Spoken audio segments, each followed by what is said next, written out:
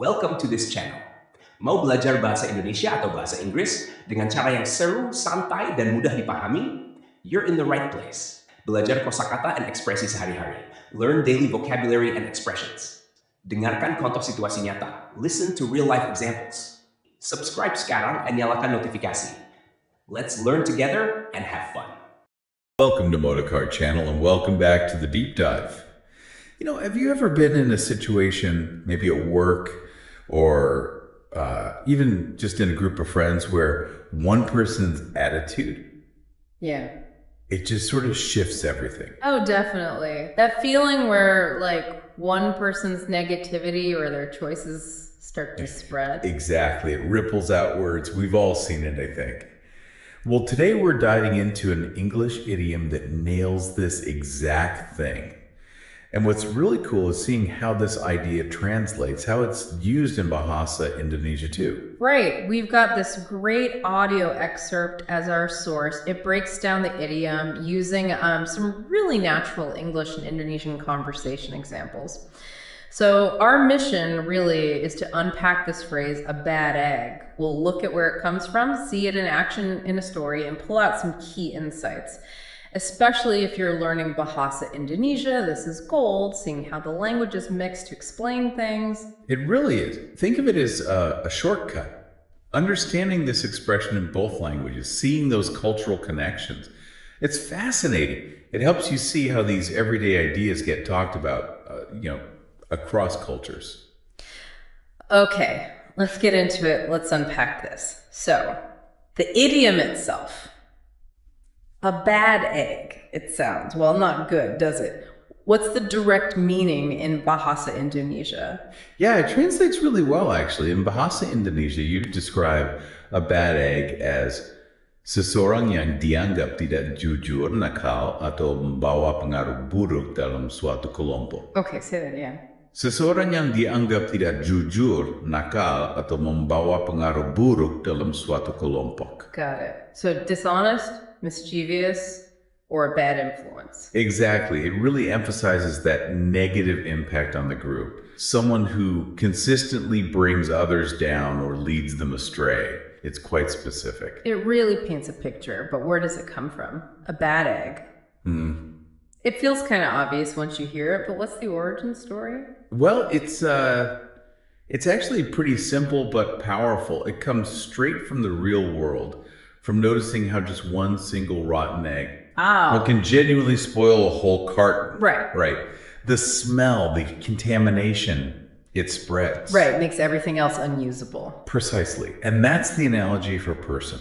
Their bad behavior, their dishonesty, whatever it is. Yeah. It can sort of infect the group around them. It might just change the mood at first, but it can escalate, leading others to maybe make similar bad choices. That's such a clear visual. One bad one spoiling the bunch. And it's interesting how universal that idea is.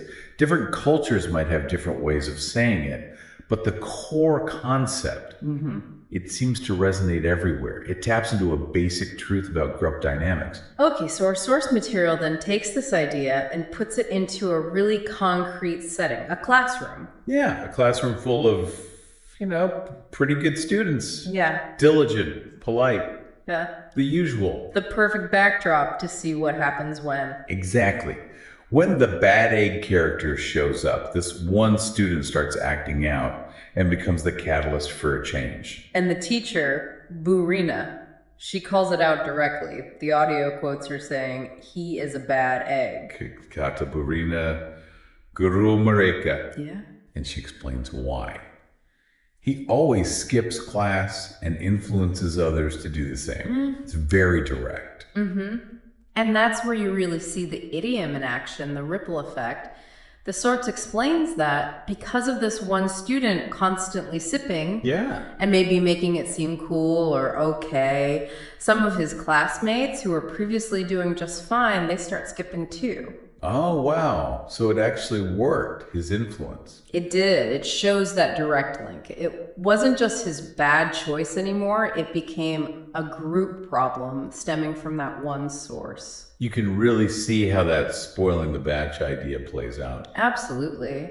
And for anyone learning Bahasa Indonesia, seeing this mix Burina using the English idiom bad egg right there in her Indonesian sentence, it's such a great example of how languages blend in real conversation. That's a really good point. It shows how people actually talk. Now, that kind of influence, especially in school, it's worrying for parents too, right?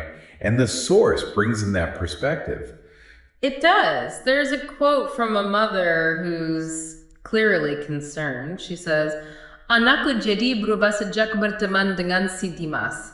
My child has changed since becoming friends with Dimas." Okay. And then she adds, "I think he's a bag." A bag, not a bad egg. Right, a bag. It's a little slip, isn't it? Yeah. But you instantly know what she means, don't you? Because of the context. Exactly. That's the key takeaway here, especially for language learning. Yep. In isolation, he's a bag is nonsense. But after she just said her son changed negatively after meeting Dimas? You know, she means bad egg or bad influence. Precisely.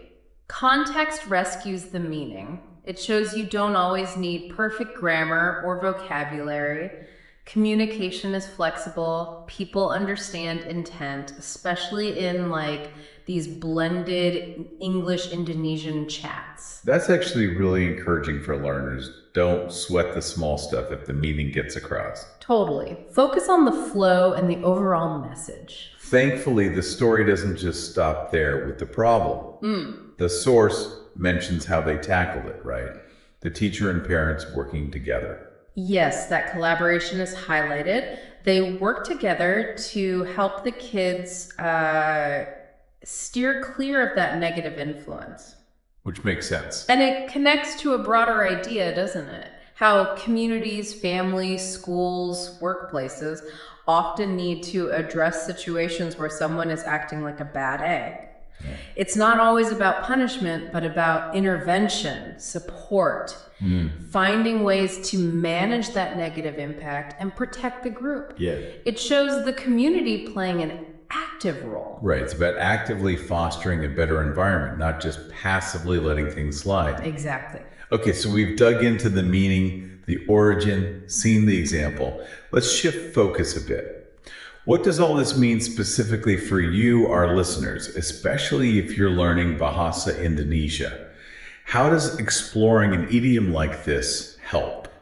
Well, I think the biggest thing is seeing idioms like a bad egg used in context, not just learning a definition from a list. Our source, that audio excerpt, it's perfect because it gives you the English phrase, the Indonesian meaning, seseorang yang dianggap tidak jujur, and so on. And then those real snippets of conversation. You hear Burina mix English and Indonesian. You hear the mother's slight mistake, but understand her meaning. That's how language actually works. And that's messy sometimes. It can be, but that messiness is informative. Seeing these specific examples, the quotes, the situation is way more valuable than just memorizing the phrase bad egg. It helps you get a feel for how both languages are used together, how ideas are expressed. It's about fluency and cultural understanding, not just vocabulary. So it's about grasping the implication, the feeling behind the words in both English and Indonesian. Precisely. You start to internalize not just the words, but the situations where they fit. And seeing these real conversational examples makes the learning stick much better, I think, more engaging too. Absolutely. It connects the dots between knowing a phrase and knowing how and when to use it, or how to understand it when you hear it naturally, like in those blended sentences. So to recap, we've explored a bad egg, its roots in that simple, powerful image, how it played out in that classroom, and what it teaches us about language learning, especially seeing English and Indonesian interacting. And it leaves you wondering, doesn't it? This leads to a final thought, maybe something for you to chew on. Okay. How many other common English idioms might have really interesting parallels, direct or indirect, in Bahasa Indonesia or other languages? Think about phrases like break a leg or bite the bullet. Do they have direct translations? Or does Indonesian use totally different metaphors to express similar ideas about good luck or facing difficulty? That's a great question.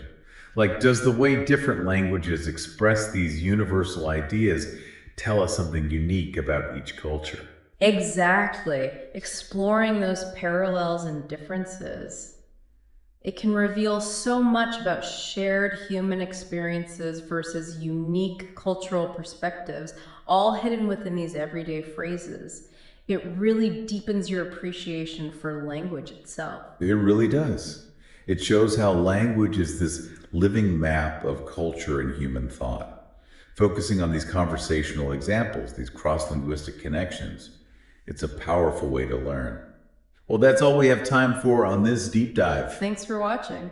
Join us next time for another exploration right here on Motorcar Channel. Thank you for watching this video. Hopefully useful. Don't forget to like and subscribe.